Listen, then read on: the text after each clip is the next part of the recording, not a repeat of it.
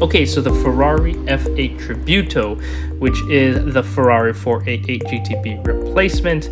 And, my earlier video after driving the Pista, I was very interested in seeing what the F8 was like and how that compared to the Pista, as it did have quote-unquote the same engine. So I called up my friend and he kind of let me swap cars with him for a quick drive. I decided to drive on my standard route, which takes us over the mountain range with a few areas that have the space necessary for some high-speed runs. So moving on to the exterior design, it's primarily based on the 488, and in that respect, it is definitely styled way more aggressively, with an S-duct added in and various flares and angles that swoop in and out to better channel the air. And while I still feel that, all of these aerodynamic flicks and flares definitely makes the car look busy, you can't deny that it just looks way more aggressive than the 488. The F8 goes back to the 4 taillights, just like the F430, and it also has a Lexan engine cover with some cool cutouts that are a slight nod to the F40. When comparing the front, rear, and side profile of the car, comparing to the 488, it is definitely clear that every new generation coming out of Ferrari's in-house design center just keeps getting more and more busier. Pininfarina's designs were always, less is more, but the new design language is just, they're pretty much letting the aerodynamic engineers have a field day with function over form. And not to bring it up again, but does Ferrari think the majority of their customers can really feel the extra 5.7289354867% difference in downforce? I mean, Ferrari is all about achieving downforce without the use of a large wing in the back, but wouldn't a more elegant solution just be a pretty and gorgeous car with flowing lines and with a spoiler that extends and retracts? Think like the LaFerrari. I mean, the pursuit of an extra 5% increased downforce without a wing means more angles here and there, and eventually you're just going to end up with a Ferrari that doesn't look like a classic, beautiful Ferrari anymore. Okay, so enough of that. Moving on, the interior design, I really think this is where Ferrari has got it spot on. They managed to update the design language with a great integration. Especially, I like the climate control that finally has a little LCD screen showing the temperature besides of just all those knobs and not knowing what it really is doing. I also love how they got rid of the angular air vents and they went with the turbine style nozzles like in the F12 and A12. The steering wheel is also more compact, and it has way cooler LED rev lights that have little red rectangles instead of red dots, with the final 2 lights being blue telling you when to shift. The one thing though that I think is a little cheesy is the Manettino switch. It's the same as before, but the dial is on this weird raised rubberized plastic thing. I don't know, I like the original and plain style from before, from the F430, as it made it feel more like a race car, whereas now it just kind of looks cheap and cheeky, if you know what I mean.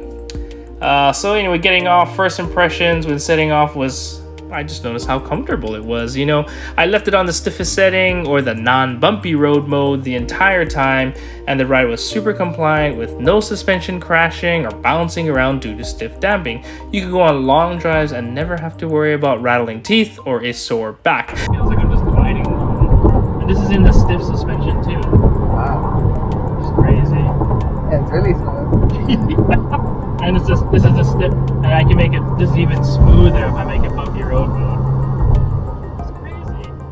The next thing I noticed immediately was how quiet it was. As long as you kept the engine below 4,000 RPM, the valve and the exhaust stayed closed, and it is as quiet as a normal car. With the addition of some small amounts of whooshes and induction noise entering the cabin from behind you. Of course, handling and the brakes were awesome, and everything was just pleasant, but we're really here for, what about the engine? Was it really the same engine as the Pista? So on the way on our drive, before I got to some of the high-speed areas on our journey, I did start to poke the throttle while in 3rd or 4th gear, and while it was fast, there wasn't that surge of power and that race to redline like I felt in the Pista. I even floored it a couple times in 3rd or 4th from about 3,000 to 4,000 RPMs, and while it did move, it never raced to the red line like in the Pista.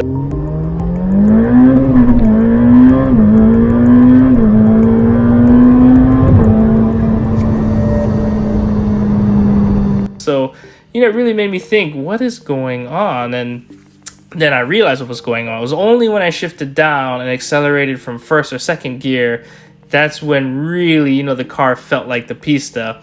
It must be due to the longer gearing in third gear and above, or maybe what I feel to be a heavier flywheel or something, because man, once I floored in first and second, it just flies through the gears with the same urgency as the Pista. I think what is happening is that when I shift from red line in second and I shift to third, I'm already entering third at a high RPM with the turbos already on boost, which definitely eliminates the lag or the heft that I feel when accelerating, starting off in a lower RPM from third and on. So the Pista engine, yes, it definitely is the same, but you really got to start flooring it in first and second gear to get that excitement and that adrenaline rush like the Pista.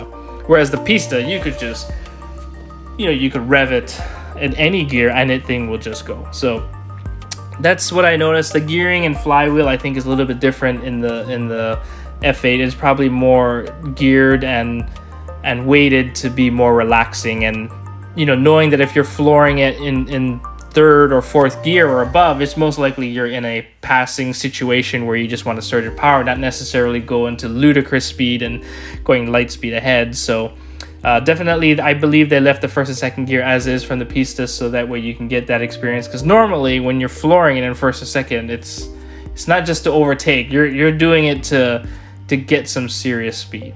Okay, so now moving on to the transmission.